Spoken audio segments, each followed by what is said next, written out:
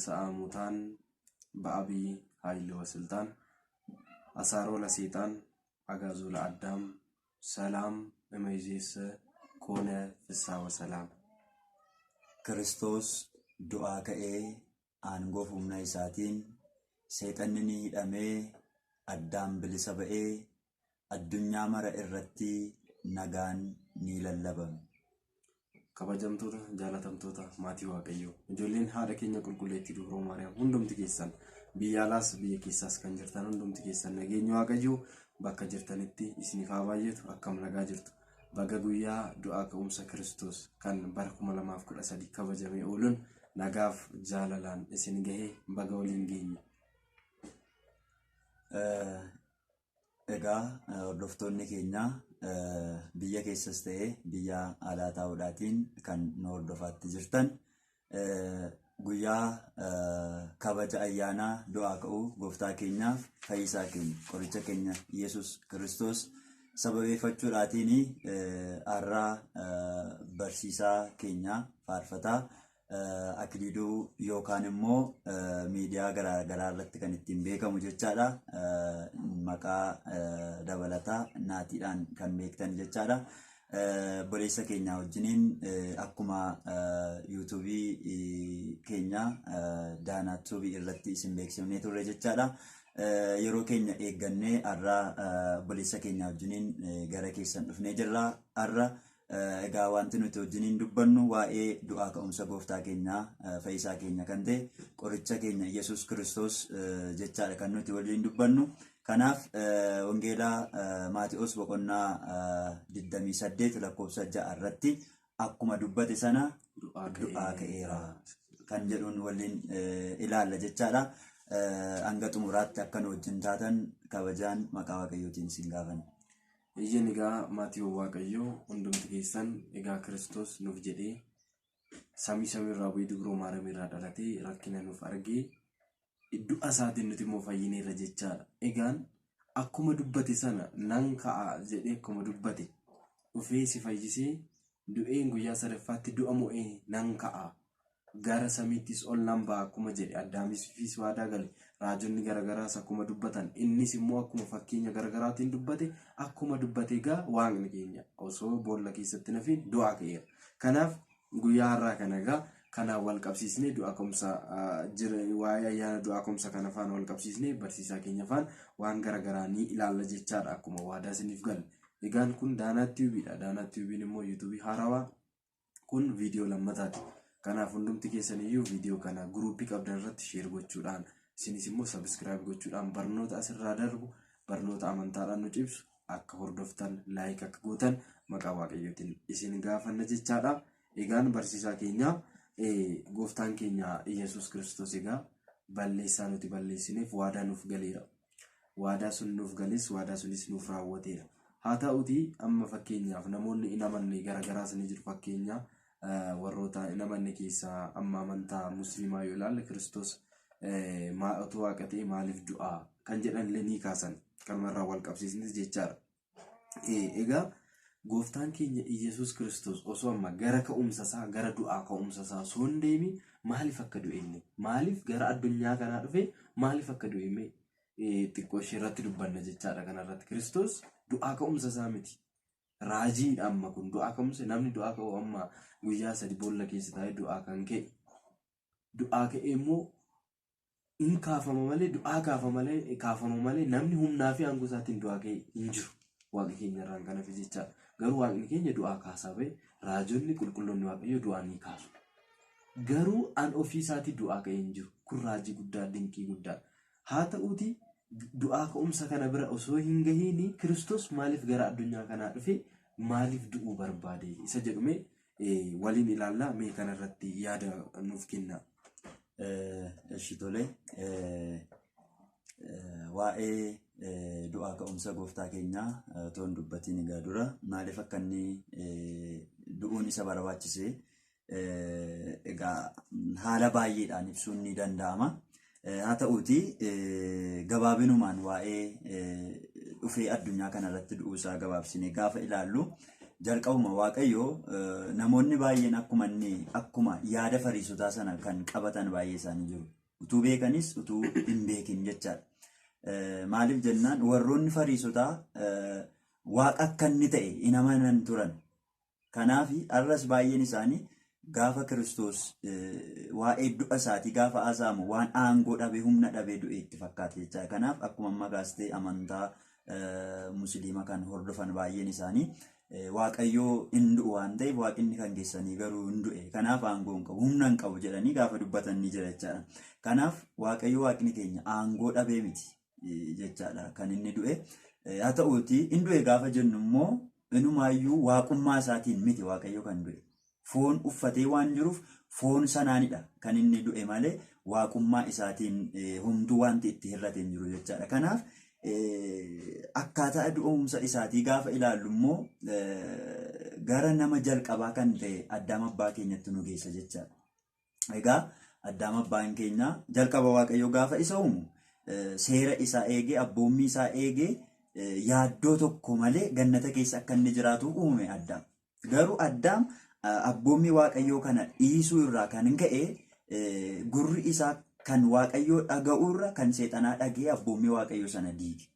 Gaafa diigugaa kiristaanni hundumtuu kan beeku Addaam gannata keessa ari'atame. Gaafa ari'atamu sana immoo erga ari'atame booddees Addaam seexanaaf yeroo inni mallatteessuudha kan agarru seenaa isaa keessatti jechaadha. Kanaaf Addaam irratti du'atu mo'e. Addaam qofa otoo hin taane du'i karaa Addaamiidhaa addunyaa kana hundumaarra dhufe jechaadha. Nama hundumaatiif kan inni ta'e karaa Addaamii dhufe jechaadha. Duuti akkuma raajonni dubbatan jechaadha. Duuti karaa nama tokkoo gara addunyaa kanaa dhufe akkuma jedhamu karaa Addaamiidhaa duuti dhufe. Kanaaf Addaam aballeessuyyuu malee gara Waaqayyootti boo'e. Gara Waaqayyootti gaafa boo'u Waaqayyoon gaafa kadhatee jedhu Waaqayyo murteessaa ta'etu jirutu Waaqa gara laafessadha. Yeroo kana Waaqayyo boo'icha isaa gadda isaa ilaalee Addaamiif waadaa gale. Addaam guyyaa 5 walakkaa booda dhufee nama ta'uudhaatiin sin fayyisa jedheetu Addaamiif waadaa gale. Kanaaf gooftaan keenya akkuma dubbate sana qulqulleetti qulqullootaa kan taate fooniinis yaadaanis dubroo kan taate haadha isaa qulqulleetti dubroo maaramirraati dhalachuudhaan gara addunyaa kanaatti karaa isheetiin dhufe jecha. Karaa isheetiin erga dhufe booddee egaa dhufaatiin Kiristoos Addaamiif waadaa gale sana raawwachuudhaafidha. Malee Waaqayyo Waaqa aangoo qabu, Waaqa hundumaa qabudha. Gaafa samii kana uume Waaqayyo utubaatu jalan kaa'inidha kan inni uumee jiru. Addunyaa kana yookiis dachee kana gaafa uume Waaqayyo gargaarsa nama tokko maleedha kan inni lafa yookiin addunyaa kana kan inni hojjete jecha. Kanaaf Waaqayyo samii irra taa'ee Addaamiidhaan fayyi jechuun ni danda'a ture. Garuu dhufee nama ta'uudhaan sanyii keetiirraa dhaladheetan si fayyisa jedheen. Kanaaf jecha isaa sana raawwachuudhaaf eessa dhufuun gara addunyaa kanaa dhufuunsaa dirqama ta'e. Sanyii Addaam kan taate qulqulleetti dubroo maaramirraa nama ta'ee ni dhalate hin raawwate jechaadha jechasaa. Addaamiin fayyisuudhaaf gara addunyaa kanaa dhufe. Kanaafidha Kiristoos gara addunyaa kanaatti dhufuun isaa malee Waaqayyo samiirra taa'ee fayyi jechuun ni danda'a ture. Sirriidha. Egaan hordoftoota keenya gooftaan keenya Yesuus Kiristoos gara addunyaa kanaatti dhufe kan inni du'uuf isa dirqamsiise. Egaa akkuma barsiisaan keenya jedhame waadaa galame sun raawwachuuf jechaadha. Qulqullootaaf waadaa galee kana malee raajotaaf illee raajonni kan dubbataniif waadaa isaanii sanas raawwachuuf gara addunyaa kanatti dhufee du'eera jechaadha. Egaa gooftaan keenya Yesuus Kiristoos gara addunyaa kanatti dubroo Maariyaam irraa dhalatee waadaa Addaamiif gale sun raawwachuuf yeroo dhufutti namoota garaagaraarraa gonkumaa namoonni isa fudhachaa ture jechaadha. Fakkeenyaaf wangeela Yohaannis boqonnaa 8 irratti yeroo ilaallu dubartii takka ni arganna. Dubartii sagaagaltee argamte akka seera Museetti immoo dubartiin tokko yeroo sagaagaltee argamtu dhagaadhaan rukutamtee ajjeefamti. Egaa dubbii barbaacha gara Kiristoos yeroo fidan kana Kiristoos namni cubbuu qabu ishee haa rukutu. Isaan garuu cubbamtoota waan ta'aniif dhiisanii deeman. Sababuma kanaan haalootti gufachaa deeman jechaadha. wangeeluma kanarratti boqonnaa 8 kana osoo dubbisnee hundasaa gara gadiitti itti deebi'anii maal jedhuuni ati dhugumaa ati ilma waaqaatu hin jettaa nuti ijoollee Abrahaamii ati jinniidha jedhu ati seexanallee yeroodhaan hin jiru jecha egaa ani Abrahaam durallee jira otoo isin ijoollee Abrahaam taatanii hojii Abrahaam hojjettu ture jedhee deebisee jecha egaa Yesuus Kiristoos Abrahaam dura kan jiru waaqa ta'uu isaa hubanna jechaadha amma namoota waaqni keessaniin du'a jedhan kanaaf iyyuu haa ta'uutii gaa Kiristoos gaa rakkina kana hunda deebii sammuu isaaniitti ulfaatutti deebisaa isaanii hubatanii haaloo kanatti kuufatanii karaa Yihudaatiinis dabarfamee kenname gooftaan keenya Yesuus Kiristoos hin du'ee jechaadha. Du'uun isaa immoo dirqamadha. Amma fakkeenyaaf achuma gooftaan keenya Yesuus Kiristoos gaa wangeela Maatiyuus boqonnaa 18 Yohaannis 18:19 irra yeroo dubbisnu rakkachuu Kiristoos argina wangeela Yohaannis kana irratti jechaadha. Achuma irratti yaa abbaa koodhe xoofoon kun yoo fedha kee ta'e narraa haa darbu yoo fedha kee ta'uu baate immoo akka fedha kee haa ta'uu jedhe. Amma asirratti namoonni hedduun kan ittiin badan jiru. Kiristoos rakkinni kun akka dhufu garafamuun du'uun akka dhufu beeka dirqamammoo du'a. Garuu fakkeenya nuuf ta'uuf nuti yeroo gidiraatti dabarru nuti akka kadhannuuf waaqayyo akka kadhannuuf inni nuuf kadhate jechaadha. Bakka sun kadhatee kadhannaa nu barsiise. Garuu namoonni kaan gara badiitti galu. Haa ta'utii gaa xoofoon kun itti dhufee Kiristoos ni du'e. Inni guddaan amma kaan asirratti ilaallu Kiristoos maaliif akka du'e nuuf ibsitaniittu. Kiristoos erga du'e immoo kallattumaan bakka seene jira. Bakka deeme jira jechaadha. Hojii guddaa raawwachuuf dhalli namaa hundi kan ittiin bilisa ba'u. Gammachuu guddaan kan nuuf ta'u ayyaanni nuti kabajnu kunillee har'a kan ittiin akka malee gammannee kan nutti tole kana kan raawwate Kiristoos jira jechaadha. Kanaaf Kiristoos kallattumaan kan inni seene bakka gaarii yookaan immoo bakka bareedina qabu bakka namatti tolu miti ture jechaadha. Kanaaf kan inni seene gara Si'ooli. Kanaaf gara Si'ool seenuun isaa kun maaliif akka ta'e isin immoo nuuf ibsitu jechaadha barsiisaan keenya. Ishi tole egaa gooftaan keenya Yesuus Kiristoos gara addunyaa kanaatti dhufee du'a nuti du'uudhaa malee inni ofii isaatii du'uun isaa nuun jireenya nuuf kennuufidha. Kanaaf gooftaan keenya Yesuus Kiristoos erga du'eetii gaafa jennu foon namaa waan uffatee jiruudhaatiif gara boolla awwaalchaatti foon isaatiin gaafa deemu lubbuu isaatiin garuu gara Si'oolittidha kan inni deeme jechaadha. Kanaaf egaa Si'ooliin kan inni dhaqee fi Si'ool keessa ijoolleen Addaamiidhaa bara 5,500 guutummaa yaaddoo keessa jiru. Fakkeenyaatiif gooftaan keenya Yesuus Kiristoos fannoorra gaafa yeroo jiru sanatti jechi inni dubbate jira. Eeloohee laamaa sabaktanii kan jiru jechaadha. Waaqa koo maaliif na dhiiftaa jecha jedhu dubbatee jira. Kanaaf jechi inni achirratti dubbate sunillee jecha eenyuti? Tokko raajonni kanaan dura fakkeenyaaf qulqulluu abbaan keenya Daawit jecha kana dubbatee jira. Kan biraan jechi gooftaan keenya Yesuus Kiristoos dubbate kun Addaamiif ijoolleen isaa Si'ool keessa taa'uudhaatiin jecha kana dubbataatti jiru. Maaliif nu dhiistaa guyyichi hin geenye jedhanii Si'ool keessaa waan iyyaa jiraniif iyya isaanii sana gaafa iyyuudha jechaadha. Kiristoos jecha sana kan dubbate. Kanaaf waaqummaa isaa sanaatiin waammataa jiru waan ta'eef gara eessaa deeme? Gara Si'ooliin deeme. Maaf nu dhiista jedhaa jiru ijoolleen Addaam Si'ool keessa. Warri waan gaarii hojjetan hundumtu gara Si'oolitti godaanaa waan turanidhaaf. Kanaaf gooftaan keenya Yesuus Kiristoos iddoo sana deemuudhaatiin Si'ool keessa warra jiran sana gara gannataatti achi as deebise jechaadha. Utuu Kiristoos hin duune ta'eeti gara Si'oolii kan deemu hin jiru jechaadha. Jechuun Si'ool keessaa isaan baasuudhaaf gara Si'oolii kan deemu hin jiru. Yoodhuma Si'ool keessa jiraachuu ta'e malee. Kanaaf Kiristoos du'uu isaatiin gara Si'ooliin deeme, Si'ooliin deemuu isaa immoo gara gannataatti akka isaan deebi'aniifidha jechaadha. Kanaaf warri waan gaarii hojjetanis warri waan hamaa hojjetan Si'ool keessa warri jiran sun gara eessaatti gara gannataatti kan isaan deebi'an du'uu Kiristoos Iyyasuusiinidha jechaadha.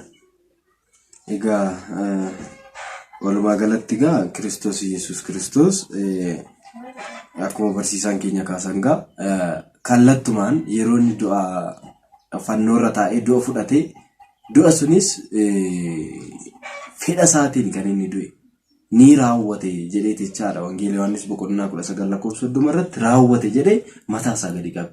Maaliif? Egaa raawwateen kun waan baay'ee of keessaa qaba. Raajiin isaan dubbatan raawwateera. Gooftaan Yesuus Kiristoos gaa fannoo irrattis yookaan immoo rakkinni inni rakkate kunis raawwateera.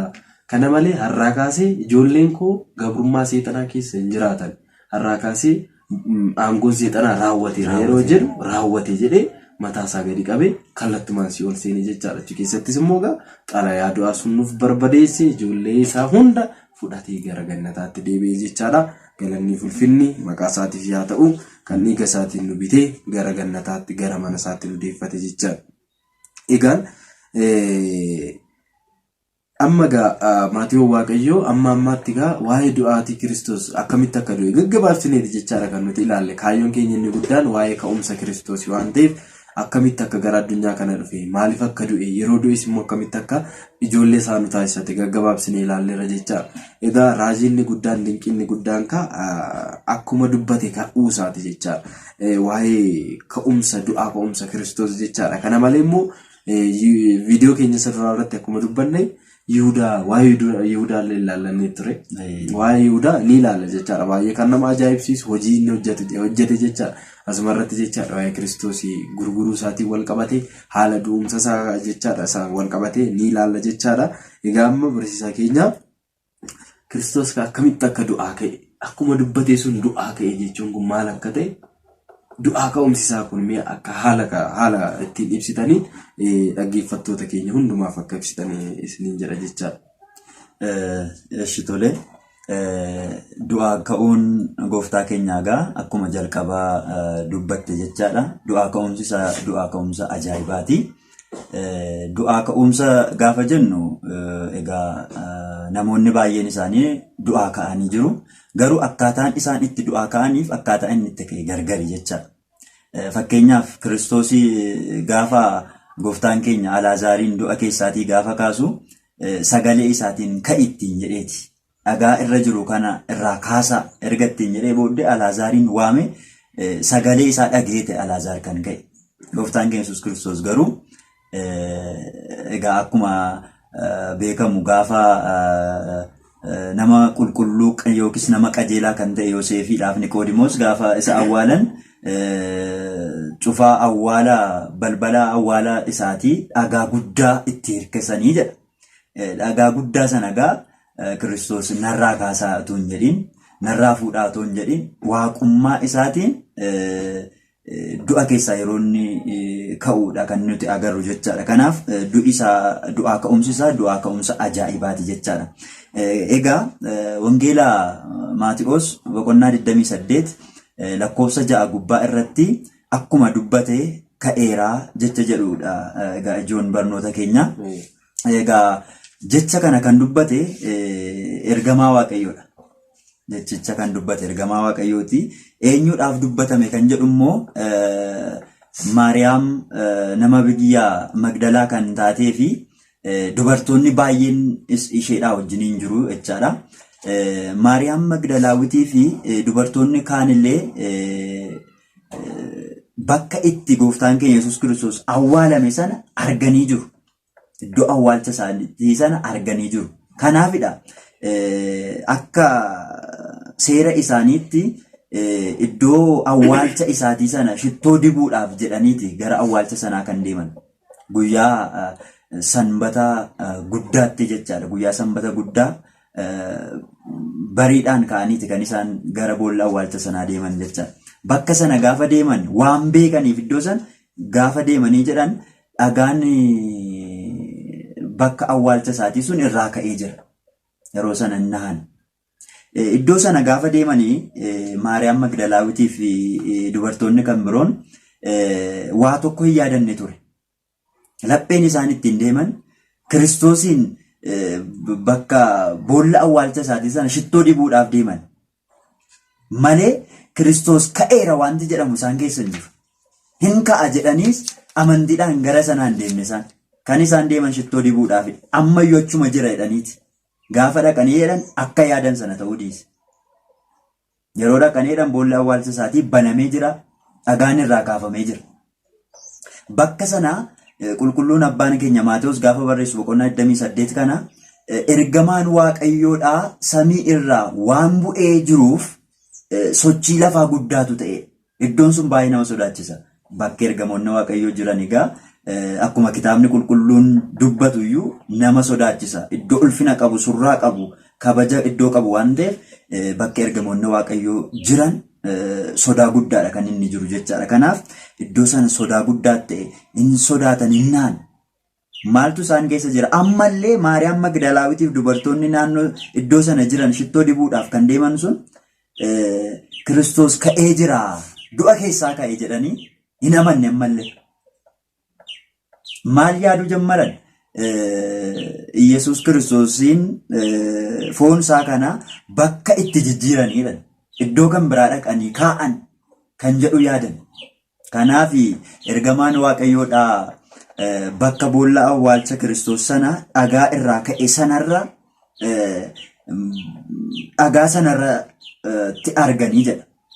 Egaa nama fakkaatanii itti mul'atanii ergamaan waaqayyoodhaa gaafa namatti mul'atu egaa sodaachisaadha. Ergamaan waaqayyoo maqaan hundi isaanii iyyuu jechaadha. Kanaaf nama fakkaatanii akka isaan tasgabbeessaniif jechaadha. Ergamoonni waaqayyoo kan itti mul'atan. Yeroo kanatti ergamaan waaqayyoodhaa akkas isaaniin jedhu. Ergamaan waaqayyoo gaafa isaanitti dubbatu kan isin barbaaduu dhuftan kun Iyesuus Kiristoos akka ta'e beeknaadha. Inni isin barbaacha dhuftan kun Iyesuus Kiristoos ta'uusaa beekna. Kanaaf inni akkuma kanaan dura Galiilaatti dubbataa ture sana barataa turan. Maariyaam Magdalaawitiif dubartoonni iddoo sana jiran kanaan dura sagalee isaa barataa turan. Kiristoos Iyesuus maal dubbate isa jedhu warra Yihuudotaatiin gaafa waa'ee du'aa ka'umsa isaatiitti immoo mana qulqullummaa kana diigaa. Ani immoo guyyaa 3 booddee nan ijaarattiin jedhaatiin ture. Sun gaafa dubbatu isaaniif hin galle ture. Garuu inni du'ee guyyaa 3ffaatti du'a mo'adhee nan ka'a gaafa isaaniin jedhudha. Kanaaf akkuma kanaan dura Galiilaatti dubbataa ture, barsiisaa ture sana du'aa ka'eera. Kanaaf dhaqaa iddoo boolla awwaalcha isaatii sana iyyuu dhaqaatii ilaalaayi. Iddoo inni ciisee jiru jedhe ergamaan waaqayyoo. Waaqayyoo gaa hin duune, waaqummaa isaatiin hin duune jedhanii barsiisuudhaatiif iddoo inni ciisee ture sana iyyuu dhaqaatii ilaalaa ittiin jedhanii ergamoonni waaqayyoo egaa gadda du'uu Kiristoosiitiif jecha gara boolla awwaalchaatti warra deeman sana ergamoonni waaqayyoo yeroo isaan jajjabeessisanidha. Egaa yeroo kanatti har'as kiristaanota warra ta'aniitiif sagaleen kun sagalee abdiiti jechaadha. Maaliif jennaan bar du'uu Iyesuus Kiristoosiitiin abdiin isaaniidha akka addaan citeetti gadda keessa jiru. Kanaan booddee barsiisaan nu biraa deemee jira kan nu jajjabeessu. Kan nu wajjiniin ta'u fayyisaa keenya kan ta'e nu jalaa du'eera jedhanii gadda ulfaataa keessadha kan isaan jiran.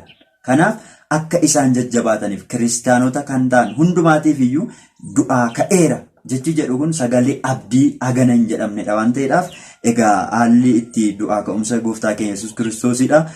Ergamoonni waaqayyoodhaa warra isatti amananii du'a isaatiin gaddanii jiran kanaaf sagalee abdiidha kan ittiin labsan waan ta'eedhaaf egaa asumaan anis Kiristoosiin kiristaana kan ta'an hundumtuu biyya keessaas ta'e biyya alaa ta'uudhaan kan nu hordofaatti jiran fayyisaan keenya qorichi keenya Kiristoos Iyesuus akkuma kanaan dura afaan raajota isaa afaan duuka bu'oota isaatiin dubbate sana du'aa ka'ee jira. Baga gammaddanii jechuun barbaada. Waaqayyo sagalee jireenyaa sinaa dhageessisu. Egaa numaatti waaqayyo gooftaan keenya Yesuus Kiristoos akkuma dubbate awwaala narraa kaasaa, kafana kana narraa cicciraa, narraa kukkutaa, dhagaa kanas isaa awwaala irratti gangashitan kana mee narraa kaasaa osoo hin jedhin du'aa ka'eera jechaadha akkuma dubbate. Du'aa ka'umsa isaatiin immoo nuti ijoollee isaa bilisa baanirraa galanni fi ulfinni maqaa isaatiif yaa ta'u. Egaan barsiisaa keenya asumarratti ammas Egaa Magdalaawit Maariyaam fa'aa amanuu dadhabanii ergamaa Waaqayyoo itti mul'ate akkuma dubbate sana du'aa ka'eera jedhee. Isaan deemanii immoo duuka buutotatti himani. Mana walitti qabamanitti. Yeroo kana ammas immoo Phexros akka abboonni keenya jedhanitti hin jarjara waan hundaafuu. Akkamitti du'aa ka'a jedhanii maal jechuudha dhanii hunduu bakka hin nahan ture jechaadha. Yeroo kana didichee bakka isaa deeme bakka awwaalcha isaa sun dhaqee mirkaneeffatee ture jechaadha. Egaa san booda Luqaasii fi Qaaliyoophaa kan jedhaman dubbii keessa jechaadha. Waa'eedhuma Kiristoos kana dubbachaa deemu ture. Kiristoosiin akkatti fannisanii akkasitti awwaalanii maaloodha waa'ee Kiristoos hamma kiiloomeetira 60ttidha. Silsaa miraafadha afaan Amaariffaatiin yoon gongoroo baafde hamma kiiloomeetira 60tti miilaan deemu ture jechaadha gara Emaus magaalaa jedhamtutti jechaadha.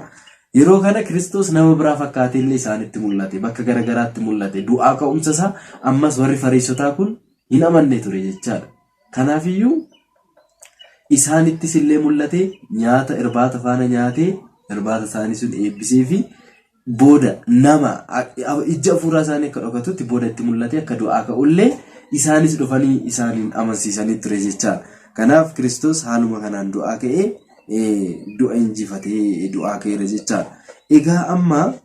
Egaa du'aa ka'umsa saala kanaan erga laallee waa'ee Yihudaa ilaalla jechaadha asirratti jechaadha.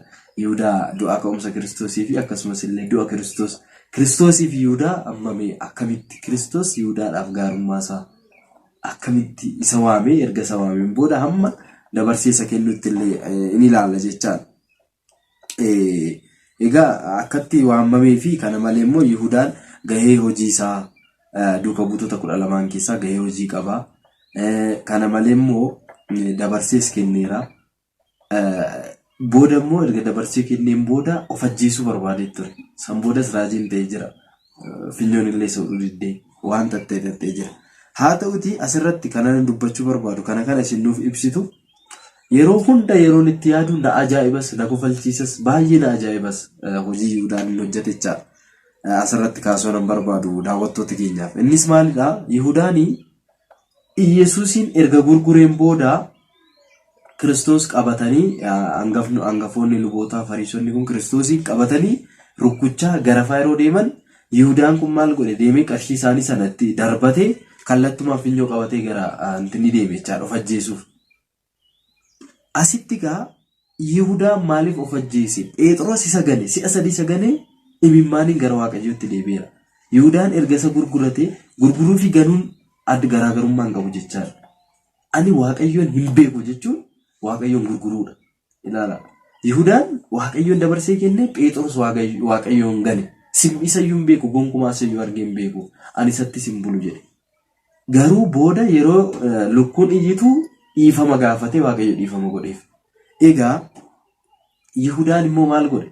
Kallattumaan of ajjeesee si'ool seenuu barbaade. Ilaala. Si'ool seenuu barbaade. Isin immoo akkuma dura nuuf ibsitan Kiristoos akkuma du'e eessa seene? Si'ool seene. Si'ool maal godhe? Lubboochi jiran gannatatti dabarsuuf. Yihudaan maal barbaada amma? Kallattumaan si'ool seene lubboochi keessa jiran faana gannata dhaalu. Kun baay'ee kan nama ajaa'ibu jechaadha. Sammuu isaa ilaala.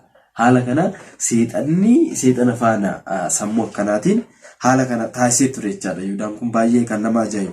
Egaan Yihudaan gaa Kiristoos isa waamee gahee hojii isaa jira. Haalli itti du'es immoo jira. Kana nuuf ibsitaniit egaa Kiristoos du'aa ka'umsa isaa kanaan waan nuti argannis immoo isin haaluma kanaan nuuf ibsitanii gara golobaatti deemna jechaadha. Egaa Yihudaa jalqaba gaa waamamti isaa hojii hin taane keessaati waan hamaa kan raawwatedha. Gooftaan keenya Yesuus Kiristoos egaa gaafama bartoota isaa waamu bakka garaagaraatiiti waamichi bartootaa jechaadha. Kanneen ogeessota kan ta'an jiru. Hojii humnaatiin kan bulan illee ni jiru jechaadha. Akkuma yeroo ammaa kana hojjetaa mootummaa akkuma jedhamu yeroo sanallee namoonni hojii kan mootummaa biyya lafaatti bobba'anii kan hojjetan jiru jechaadha. Qaraxafaa kan kutanii. Kanaaf Waaqayyo gaafa waamu waan garaagaraa keessaati. Bartoota isaa keessa kan fayyaa kan qabus jira. dhukkubsataanis jira bartoota isaa keessa. Innaa gooftaan keenya Yesuus Kiristoos gaafa Yihudaa waamu, Yihudaa kanaan duraan dursee raajiin isaaf dubbatame jira. Raajiin abbaa isaatiif dubbatame jechaadha.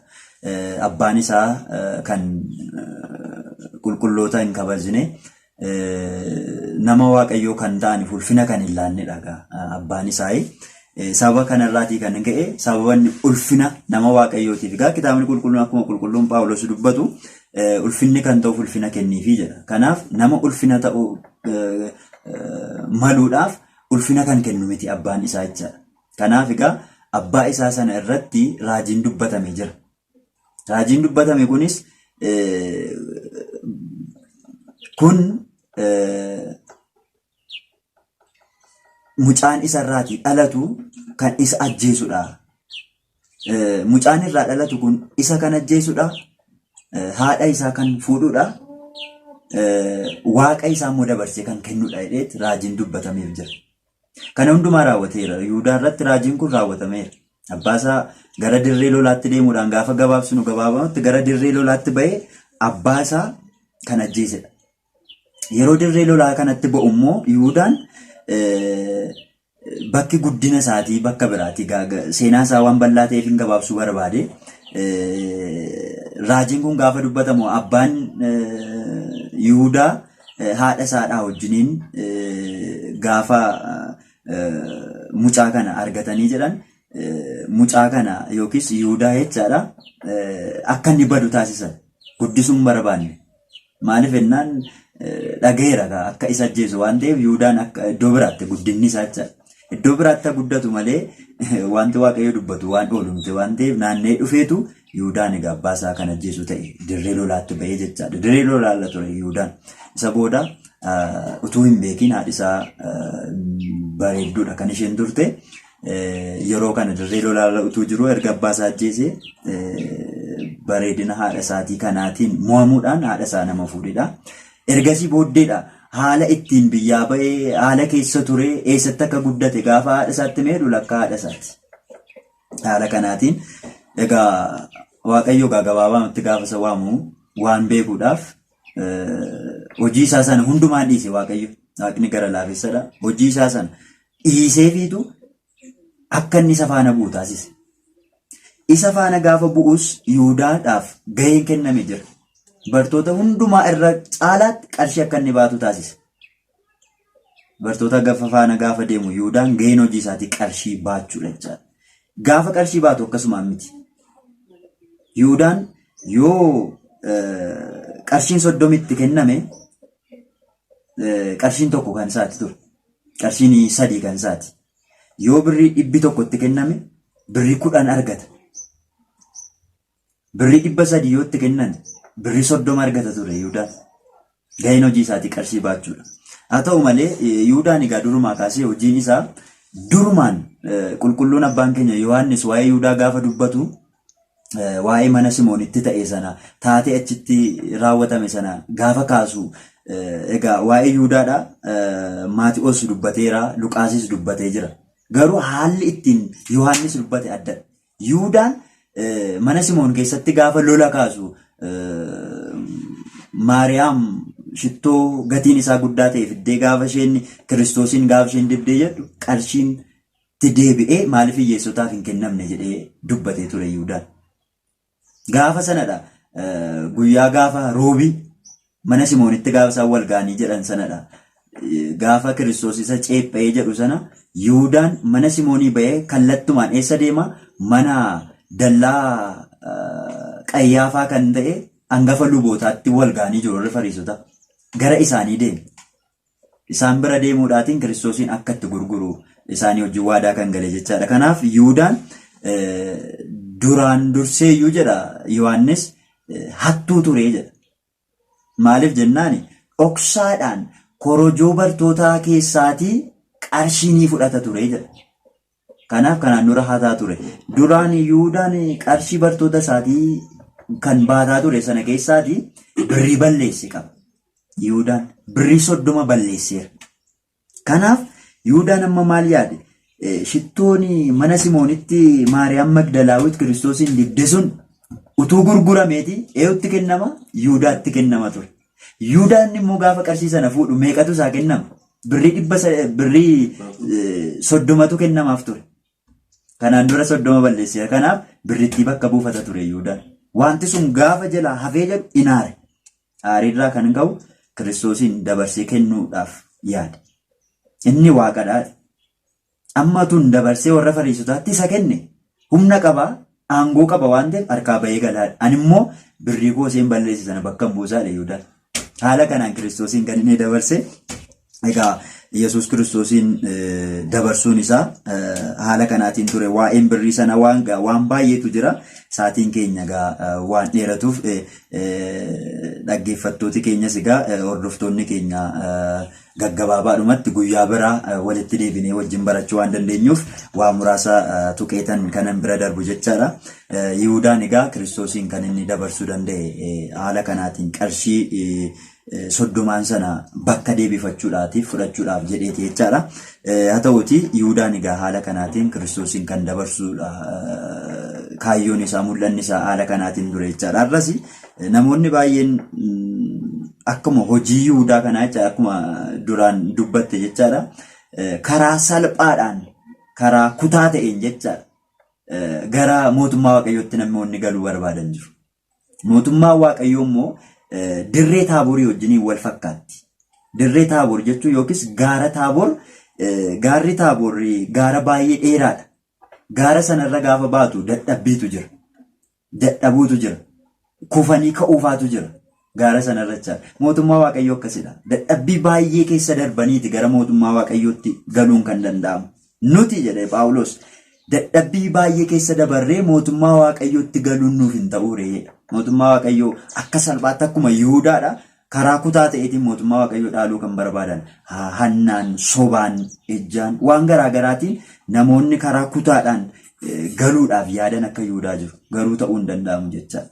Yihudaan haala sanaatiin guyyaa gaafa sanaa gaafa Kiristoos dhiphatu sana yeroo itti Yohaannis jaalallee gooftaa inni jedhame haadha Kiristoosiin yeroo inni itti jajjabeessu yeroo fudhatee gara mana isaatti yeroo inni galu sana egaa Yohaannis Yihudaan finyoo fudhateeti caakkaa keessa kan inni fiigu muka tokko argateetu gara muka sanaa gaafa deemee jedhu dhaqeetti of rarraase. Mukti sun gadi jettee asii gadi jettee buuste mukti sun. Mukti gadi jechuu duwwaa miti. Mukti sun gaafa gadi jettu narratti of hin ajjeestu qalbii jijjiirradhu gaafatti. Hamaa hojjeteera waan ta'eedhaaf. Mukti sun illee nama hamaa hojjetee Yihudaa baachuu hin dandeenye gadi jette. Finyoon inni ittiin of rarraase sun illee uumaa koo jechuun uumaa samiif lafaa kana gurgurteerta hojii hamminaa hojjetteerta qalbii jijjiirradhu jechuurraa kan ga'e hin citte. Ansin ajjeesu jetteetu finyoon sun hin citte. Yihudaan akka yaade sana hin taane. Kiristoos isa durseetu gara si ol hin deeme. Mukti inni itti of rarraase hin didde, finyoon inni itti mormatti hidhate sunis hin didde. Yihudaan waan godhu dhabeetu gara mana isaatti gale. Gara mana isaatti yeroo galu kan egaa waatu ta'e. Mukti sun gaafa gadi jettu. Finyoon inni morma isaatti kaawwate ittiin of rarraasaa jiru sun gaafa citeedhu Yihudaan gufuu irratti kufe. Gufuu irratti gaafa gufuu garaa isaa rukute. Garaan isaa sun bokokee ture. Garaan isaa kan bokoke sun haalli mijatee fi borcii baasee miti.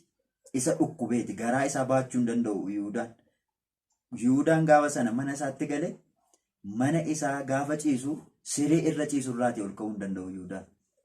Waan nama ajaa'ibu lubbuu Yihudaa kan isheen baate gaafa Kiristoos du'ee du'a mootee ka'ee gaafa guyyaa 40ffaa Kiristoos gara samiitti gaafa inni asii ol ba'u Yihudaan lubbuun isaa keessaa baate. Kiristoos gaafa samiitti ol ba'u sagalee gammachuu guddaa ta'e bartoonni Kiristoosii warri jabaatanii isaa wajjin dhaabbatan ija isaaniitiin utuu ilaalaatti jiranii Kiristoos gara samiitti ol ba'e. Gammachuu guddaa ta'e sagaleen maaliif jennaan ergamoota Waaqayyootiin marfamee galataaf ulfinaan faaruudhaan gara samiitti ol ba'e. Yihudaan siree isaarra ciiseetu sagalee gammachuu kana dhagaa ture. gaafa guyyaa 40 jecha. Kanaaf maanni sagaleen gammachuu kuni jedheetu Yihuudaan siree irra ciisaa jiru sanarraati gaafa ka'ee jedhu miilli siree inni irra ciisaa jiru sun isa xaxeetu Yihuudaan achuma irratti kufe gaafa kufee jedhu sun garaan isaa silayyuu dhiita'ee wanta jiruudhaaf garaan isaa dhohe mar'ummaan isaa bakkee guute Yihuudaan haala kanaatiin jechaadha. Egaa Waaqayyoo hojii hamminaatiin gara du'a hin taane du'uu irraatii Waaqayyoo hunda keenya nu haa baraaru. Addunyaa kana irratti egaa namni akka Yihuudaadha hojii hamminaa hojjetan jiru. Kanaaf egaa Yihuudaa irraa wanti nuti barannu dhaggeeffattoonni keenyas kan hordofaatti jiran kan isaan hubachuun irra jiraatu qalbii jijjiirrachuun barbaachisaadha. Amma jalqaba gaaffii na gaafatteeni kan Phexrosiidhaaf kan Yihuudaa as gidduu garaagarummaa jira.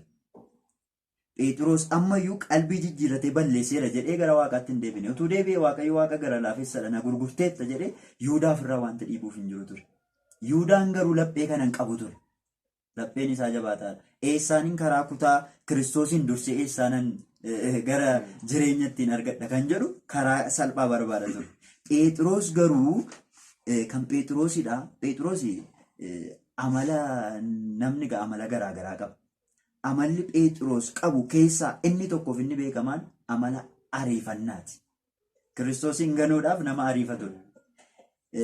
Amma gooftaan Yesuus Kiristoos bartoota isaa gaafa inni gaaffii gaafatu dursee kan deebisu Phexros.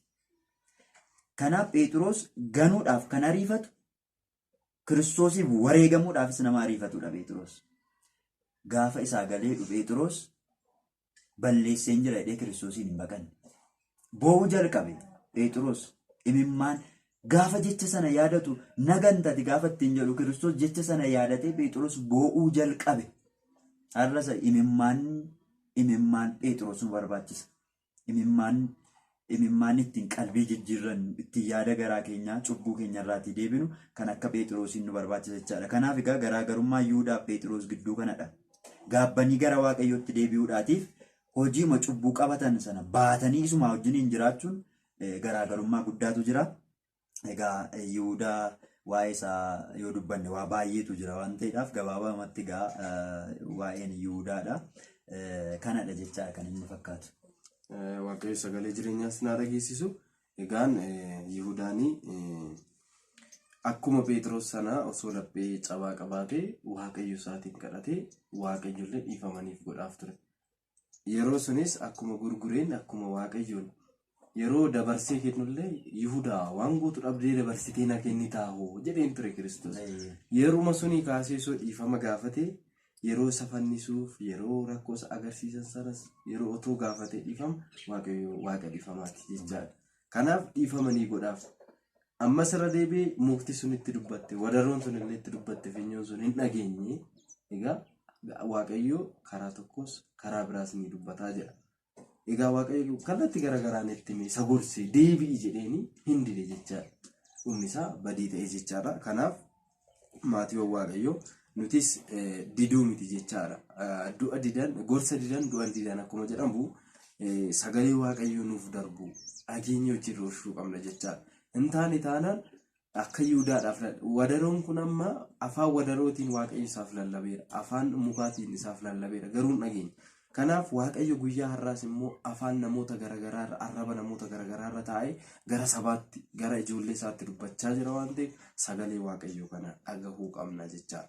Egaan walumaa galatti guyyaa har'aa kana kan nuti ilaalle kana fakkaata du'aa ka'umsa isaatiin kaasne fannifamuu isaa haala Yihuudaan itti du'ee haala itti gurgure kaasne waan garaagaraa wajjin baranneerra. Gaaffii kan isinitti ta'ee jiraate koomitii jalatti barreessaa. Share, subscribe, like gochuu hin dagatinaa. Maqaa Waaqayyootiin isiniin jenna. Egaan maatiiwwan Waaqayyoo barnoota keenyarraa asumaan gulumneerra barsiisaan keenya waan jedhan yoo jiraate kan isaanii dhageenye asumaan xumurra jechaadha. Egaa barnoota kan biraatiinis deebinee waan walitti dhufnuudhaafi xumura irratti wanta jechuudha barbaadu akkuma mata duree irratti ilaalle Waaqni keenya fayyisaan keenya mootii keenya kan ta'e Kiristoos ilmi Waaqayyoo ilmi durbee Maariyaam akkuma kanaan dura afaan raajotaaf duuka bu'ootaatiin nutti dubbatee ture sana du'aa ka'eera. Du'aa ka'uun isaa immoo nuti warri isatti amannu yoo duune iyyuu isaa wajjiniin du'aa akka taanu jiraatu akka taanuufidha jechaadha. Kanaatiif kan nu hordofaatti jirtan hundumti keessaniyyuu irra deebi'uudhaatiin baga guyyaa kabaja du'aa ka'umsa gooftaa keenya fayyisaa keenya qoricha keenya Yesuus Kiristoos baga nagaadhaan geessanii baga nagaadhaan geenye jechuun barbaada. Egaan maatii Waaqayyoo hanga ammatti kan nu faana turtan ulfinni keessan kabaja guddaa isiniif qabna. Kun Daanaa Tiiviidha. Daanaa Tiiviin yuutuubii haarawaadha. Yuutuubii kana jajjabeessaa akkuma argitan barnoota baay'ee ajaa'iba ta'e barnoota sirriitti hubattan isiniif dabarsina waan ta'eef gara fuulduraattis akka hordoftan isiniin jenna. Egaan Waaqni gidduu keenyatti argamee nu barsiise maqaasaa kan kabajameef kan ulfaatee nuuf haa ta'u. Waaqayyoo biyya keenya Itoophiyaa nagaa nuuf haa godhu, kan dhukkubsatan nuuf haa fayyisu, kan rakkatan hunda isaanii rakkina isaanii haa oolchu, jaalala tokkummaa nuuf haa baay'isu. Warroota godaananii biyya hambaa jiran Waaqayyo nagaaf jaalalaan gara biyya isaaniitti isaan haa deebisu. Amantaa keenya Ortodoksii Tawaahidoo nuuf haa eegu. Tajaajiltoota ishee wajjin abboota keenya wajjin egaa nagaataa kabajamaa ulfaadhaa.